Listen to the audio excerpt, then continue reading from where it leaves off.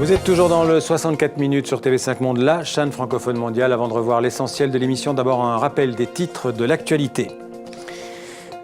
Les élections européennes ont déjà eu lieu dans plusieurs pays de l'Union, en République tchèque et en Irlande, aujourd'hui au Royaume-Uni et aux Pays-Bas hier. Les Pays-Bas où les instituts de sondage se sont sérieusement trompés. Les plus hauts gradés de l'armée française et même le ministre de la Défense ont exprimé publiquement leur crainte de nouvelles coupes budgétaires dans les budgets militaires. Le Premier ministre français Manuel Valls les a rassurés, les engagements seront tenus. Au Mali, on croyait la paix à portée de main. Ce soir, les rebelles touaregs contrôlent toujours plusieurs villes au nord du pays. Le président mauritanien est à Kidal pour tenter une médiation diplomatique. Et on vient de l'apprendre, les rebelles touaregs du MNLA se disent prêts à négocier avec Bamako. Place à l'essentiel de ce monde en français en 2 minutes. Ce que vous avez aimé ou ce que vous avez raté. Un résumé préparé par Simon Rodier. Soyons honnêtes, les sondages sortis des urnes sont décevants. Pour l'instant, nous tombons de 5 sièges à 3. Les Pays-Bas ne sont pas devenus plus europhiles, c'est juste que 2 tiers des votants sont restés à la maison. Avec l'exemple de Wilders, une première leçon est à retenir. Les sondages d'avant-élection ne valent pas grand-chose. Là, c'est la Flandre ou la Wallonie? Ici, ça c'est la Flandre, ça c'est la Wallonie.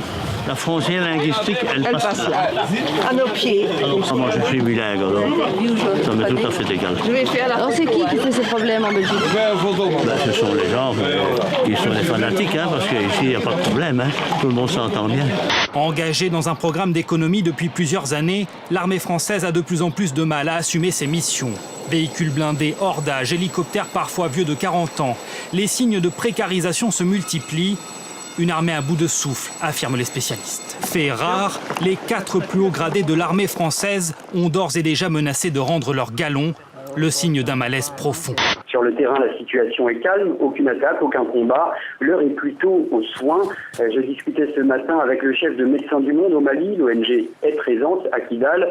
Olivier Van de Castel me parlait de 64 blessés pris en charge ces derniers jours, des soldats et des policiers maliens, mais également des combattants rebelles. Aucun bilan fiable en revanche du côté des morts. Tous les cadavres n'ont pas encore été évacués et des dizaines de corps jonchent toujours le sol. La France recule et passe de la 22e place en 2009 à la 25e place en 2012. Le test PISA s'adresse à des élèves de 15 ans dans 65 pays. Tous sont confrontés aux mêmes problèmes de maths. Pour la France, je pense que cette étude a été justement très importante parce qu'on avait une image quelque peu idéalisée d'une école qui fonctionnait extrêmement bien, très égalitaire, et finalement ces résultats nous ont montré que tout ça était quand même assez médiocre. Ça a ébranlé un peu les certitudes, quoi. Voilà, et que les inégalités seraient extrêmement fortes. Voilà que tout d'un coup, ce livre dont je pensais que les gens ne le liraient pas, des gens me disent je l'ai lu en 2 jours, je l'ai lu en une nuit, j'ai négligé mes enfants pour le lire, etc. Je me dis c'est incroyable, qu'est-ce qui s'est passé, qu'est-ce qui fait qui se passe ça, je ne peux pas le dire. Je crois qu'il y a une espèce de magie parfois, et la magie c'est de ne pas savoir aussi.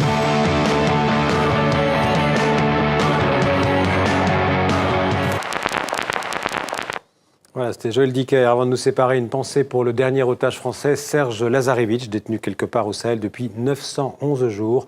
Pensée aussi pour tous les autres otages dans le monde, et en particulier les lycéennes enlevées au Nigeria. Voilà, fin de ce 64 minutes. Je vous donne rendez-vous demain pour un nouveau Tour du monde en français. D'ici là, restez bien sûr avec nous sur TV5 Monde. À demain. Merci.